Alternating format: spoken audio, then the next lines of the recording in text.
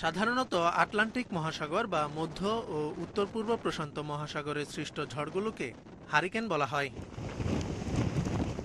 সমুদ্রের উষ্ণ জল এবং আর্দ্র বাতাসের প্রভাবে হারিকেনের উৎপত্তি হয়। বিশেষজ্ঞরা বলছেন, সমুদ্রের উষ্ণ জল বাষ্পীভূত হলে এর তাপশক্তি বায়ুমণ্ডলে স্থানান্তরিত হয়, যা হারিকেনের বাতাসকে শক্তিশালী করতে জ্বালানি হিসেবে কাজ করে। সমুদ্র বেশ উষ্ণ হয়ে উঠলে হারিকেন গঠিত হতে থাকে।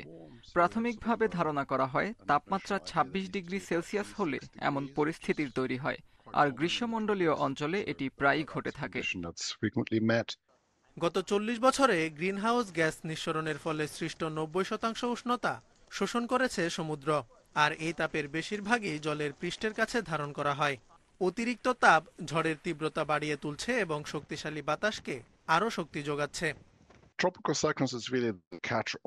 জলবায়ুর দ্রুত পরিবর্তন হচ্ছে, আমাদেরকে অবশ্যই এটি স্থিতিশীল রাখার চেষ্টা করতে হবে।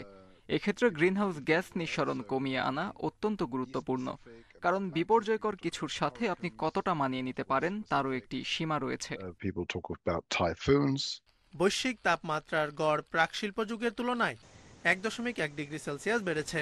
মার্কিন জাতীয় মহাসাগরীয় ও বায়ুমণ্ডলীয় প্রশাসন বলছে, বৈশ্বিক তাপমাত্রার গড় 2 ডিগ্রি সেলসিয়াস বাড়লে হারিকেনের বাতাসের গতি 10% পর্যন্ত বাড়তে পারে।